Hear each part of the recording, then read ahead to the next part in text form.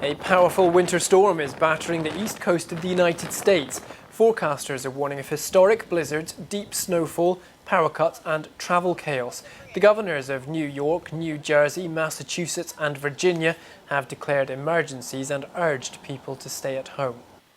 The UK says it's preparing a series of diplomatic and military initiatives in Europe next week in the wake of growing tension between Ukraine and Russia. The Prime Minister, Boris Johnson, issued a statement saying Britain was willing to double its NATO troop contingent in Eastern Europe. And a more detailed study is underway after initial research found some people with long COVID may have hidden damage to their lungs. Researchers asked patients to inhale xenon gas before having an MRI. It revealed the lungs had difficulty smoothly transferring oxygen into the bloodstream. Japan's chief cabinet secretary says North Korea has launched a ballistic missile that may have been medium range and in an eastward direction. The missile is also believed to have been launched on what is called a lofted trajectory, meaning at a steeper angle than usual to reach a higher altitude. If the missile was on a normal ballistic trajectory, it is estimated to have flown about 800 kilometers with a maximum altitude of about 2,000 kilometers for about 30 minutes. It is also believed to have fallen outside Japan's exclusive economic zone off the Sea of Japan coast. Matsuno says the Japanese government has set up an emergency task force to gather information. He says at the moment, no damage has been confirmed. The government has lodged a protest with North Korea through diplomatic channels in Beijing. South Korea's military announced that the projectile was an intermediate-range ballistic missile on a lofted trajectory. It says the launch was from Jagan province and toward the Sea of Japan. South Korea's military is conducting a detailed analysis with the U.S. military. This is the 7th launch Pyongyang has conducted so far this year. On Friday, North Korea said it had conducted test launches of long-range cruise missiles on Tuesday and tactical guided missiles on Thursday. The country also fired what are believed to have been hypersonic missiles on January 5th and 11th. The Association of Southeast Asian Nations is scheduled to hold a foreign ministerial meeting on February 16th and 17th. ASEAN members are expected to exchange opinions on how to deal with Myanmar in the meeting, which had been postponed. The Cambodian Foreign Ministry made the announcement on Saturday. The country is the ASEAN's rotating chair this year.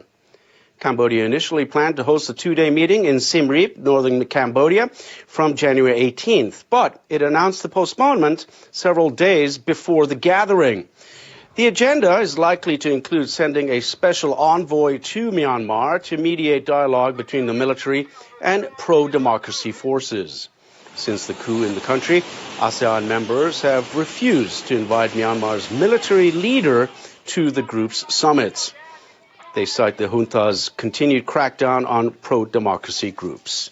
Cambodian Prime Minister Hun Sen seeks to bring Myanmar back to ASEAN summits. He visited Myanmar in early January to hold talks with the country's military leader. Some other ASEAN members reacted sharply to the move. Officials in Beijing are on high alert for risk of infection ahead of the opening of the Winter Olympics next Friday. The game's official mascot and a countdown board have been set up in a popular theme park in a move to boost the Olympic spirit. However, few visitors have been showing up as all promotional events have been canceled. The first case of the Omicron variant was detected in the capital on January 15th. 5 more cases were reported on Friday. I understand how only a few people are going out, considering the coronavirus situation in this district.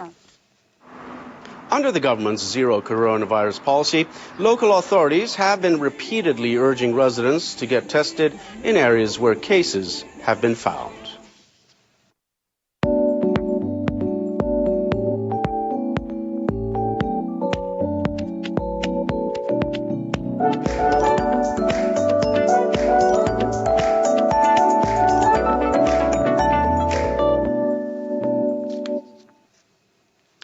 Typhoons and earthquakes strike Japan on a regular basis. One challenge for authorities is ensuring the safety of the country's growing population of foreign residents.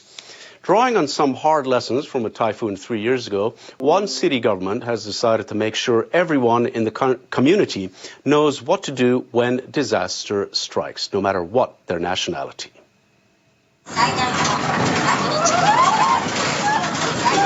A disaster drill is underway in Maebashi City, north of Tokyo. 21 residents are taking part, all from the foreign community.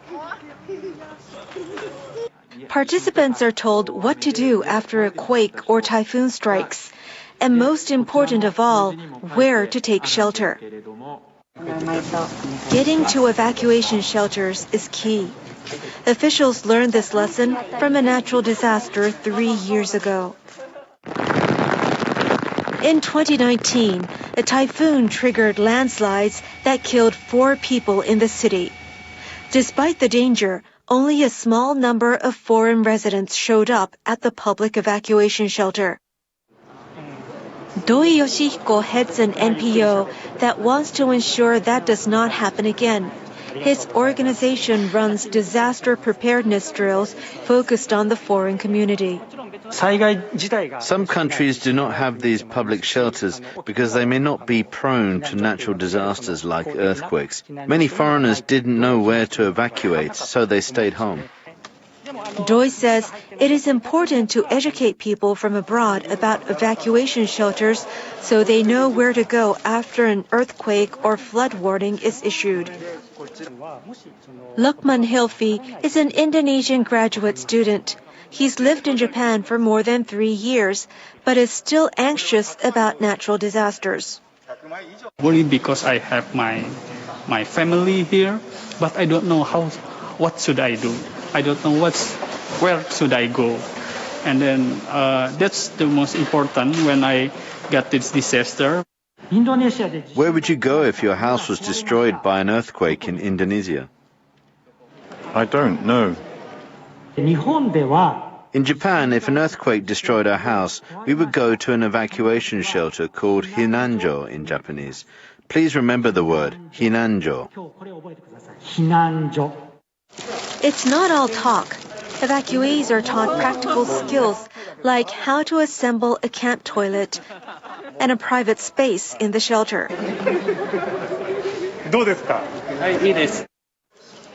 A city worker gives Hilfi some tips on setting up a cardboard bed. Hilfi says the training has given him a good idea of what to expect in a disaster, and that has reduced his anxiety considerably. People are not naturally equipped to deal with natural disasters. Japanese people can respond because we begin our training at schools and it continues at the workplace. It's important that foreign residents receive thorough disaster preparedness training. Doi's parting advice: be prepared and stay informed. When disaster strikes, local authorities keep residents updated on social media in multiple languages. A Georgia film festival featuring works produced in the country during the former Soviet era has begun in Tokyo. The festival features 35 films. One depicts the life of Georgian naive painter Niko Pirosmani. His love story became a hit song in Japan, Million Scarlet Roses. In the opening speech, Georgian ambassador to Japan, Teimuraz Lejava, said his country is proud of having cultivated its culture while undergoing a difficult international situation. The Georgian films have a unique appeal that will probably last for the rest of my life. I will go to see them every day. Painter Harada Takehide, who planned the festival, said only a limited number of works are available for screening, as many films produced during the former Soviet era are missing or have deteriorated. The film festival runs through February 25th. And those are the top stories for this hour.